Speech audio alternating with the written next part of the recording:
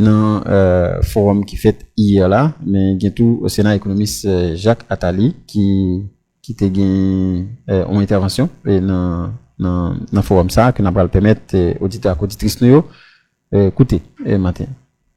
Oui, tout à fait. Jacques Attali qui te prend la parole dans le cadre de la première édition Forum national sur investissement et dans l'intervention il était insisté sur la potentialité Haïti, notamment avec la population qui est très jeune, situation géographique. Il dit le fait que y a des pays et bon côté qui développé ça son potentialité et il était estimé tout que Européens, particulièrement et la France, il y a tout intérêt pour aider Haïti pour les relancer. Bon terme qu'il a utilisé, il dit aider Haïti c'est un acte de générosité narcissique. C'est plutôt un acte d'altruisme intéressé. C'est ça, Jacques Attali. Eh bien, il était insisté, il dit que les Européens ont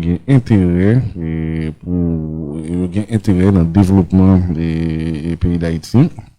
On a bien vu tout et Jacques Attali qui t'a expliqué sur lui-même qui formule qui t'a dû marcher pour pays est capable de relancer pendant les retourner sur des expériences par le passé et malheureusement qui pas porter résultat. On a bien vu tout l'économiste Jacques Attali. De solidarité pour ce peuple que je connais depuis très longtemps, évidemment, comme tout le monde. Et je vais revenir sur l'histoire qui nous est commune et sur la dette que la France garde de votre pays et de votre peuple. Je considère que c'est une dette qui doit être en mémoire, qui peut seulement rester hypothétique, mais trouver une façon de trouver sa concrétisation prochainement. Haïti a potentiel considérable, on le sait depuis très longtemps, on le sait depuis presque toujours. Ce potentiel a toujours été gâché, gaspillé par différentes circonstances sur lesquelles ce n'est pas le lieu de revenir.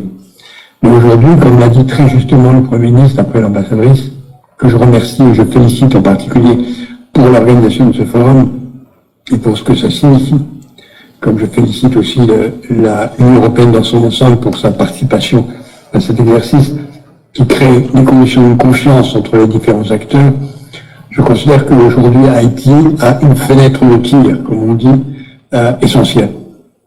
Haïti est en effet un pays, comme ça a été dit à plusieurs reprises, très jeune, et qui est dans une position géographique exceptionnelle, non seulement par son voisinage avec l'ensemble de la région de la Caraïbe, mais avec un double voisinage, qui est le voisinage de Saint-Domingue et le voisinage de l'Union européenne. Car il faut garder, je crois, présent dans l'esprit que Saint-Domingue est un voisin et que l'Union européenne est aussi un voisin d'Haïti. L'Union européenne est aussi un voisin d'Haïti. Et toutes les expériences historiques ont montré qu'un pays se développe d'autant plus facilement qu'il est entouré de voisins qui se développent, qu'il a des relations privilégiées avec des voisins qui se développent. Parfois, on a des exemples contraires, on a des voisins qui ne se développent pas et des pays qui se développent. Et en particulier, les exemples de pays qui se développent sans voisins qui se développent sont des pays qui ressemblent à Haïti, par certaines circonstances. C'est des pays qui ont une jeunesse considérable et qui ont, par cette jeunesse, ce qu'on appelle un dividende démographique considérable. Ça a été le cas récemment du Rwanda, de l'Éthiopie, du Vietnam. Et ce sera sans doute le cas si une catastrophe ne se présente pas pour l'Irak très bientôt et d'autres pays en Amérique centrale et en Amérique latine. Il y a un potentiel à construire sur cette double identité, double atout qui est la jeunesse et le voisinage. Certains n'ont que la jeunesse, d'autres n'ont que le voisinage. Vous avez la jeunesse et le voisinage. Ce serait vraiment scandaleux, honteux, triste pour nous tous, qui avons intérêt au développement d'Haïti. Nous avons intérêt au développement d'Haïti pour de nombreuses raisons, et je pense que les Européens doivent bien comprendre qu'aider Haïti n'est pas un acte de générosité narcissique. C'est un acte d'altruisme intéressé. nous avons intérêt, nous, Européens, au développement d'Haïti. Et il faut bien le faire comprendre que Haïti est très important pour l'Europe parce que c'est la condition de la stabilité de la région.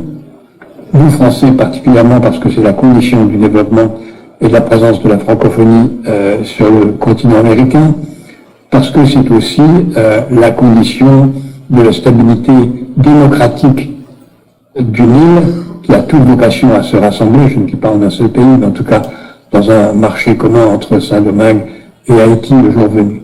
Nous avons donc tout intérêt, nous Européens, et il faut le comprendre comme ça, c'est notre intérêt à nous Européens que de voir Haïti se développer.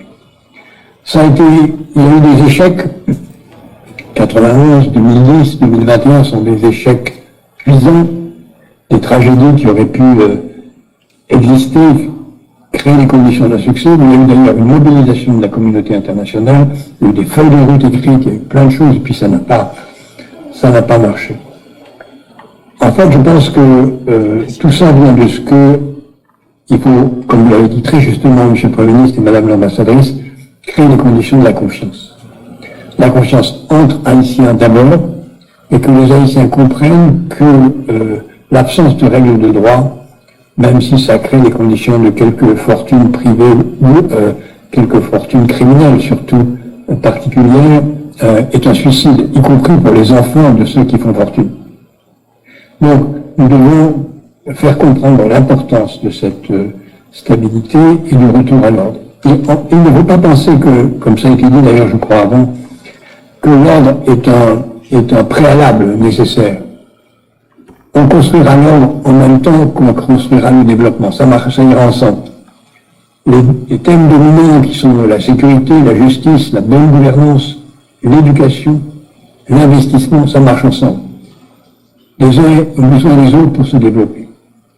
Et j'ajoute deux dimensions dont on n'a pas parlé, à mon avis, ici, et je les ajoute simplement parce qu'on n'en a pas parlé, même si je suis sûr que vous en êtes tous d'accord.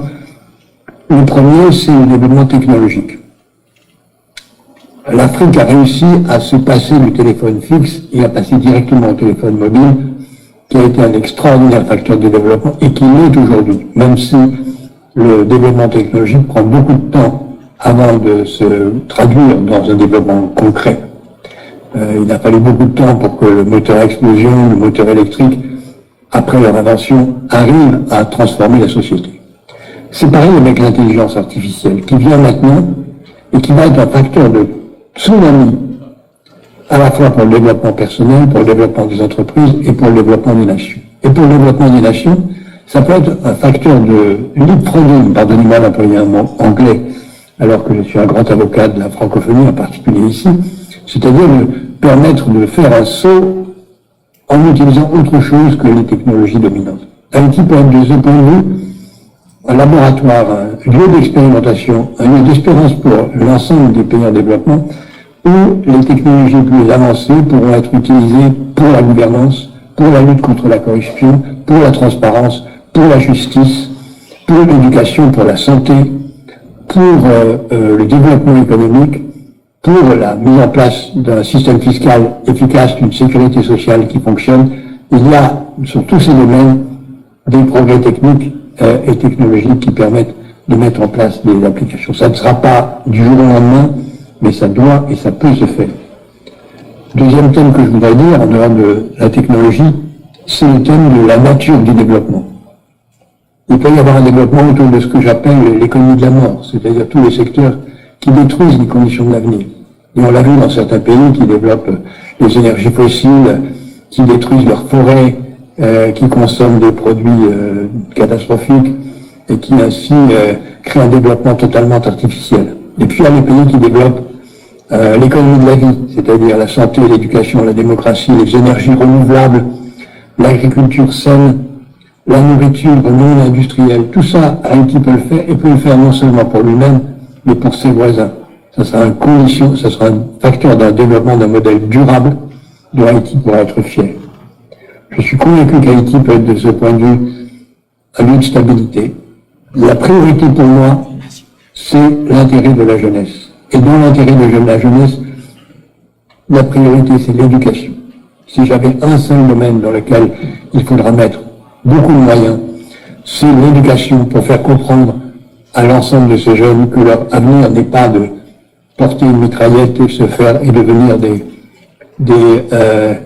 gardes du corps de dirigeants criminels, mais de devenir eux-mêmes des cadres, des ingénieurs, des médecins, des agriculteurs compétents. C'est tout à fait possible. Et si je peux être utile, ça sera un grand honneur pour moi et pour mon équipe d'y contribuer. Je vous remercie. Magic 9, toute nouvelle sans stress, sous 100.9. On a entendu l'économiste Jacques Attali à l'occasion du Forum national des investissements qui a fait hier lundi 29 juin dans Palme Résidence dans Pétionville. C'est sous initiative et délégation Union européenne et Bureau ordonnateur national avec plusieurs associations du secteur privé.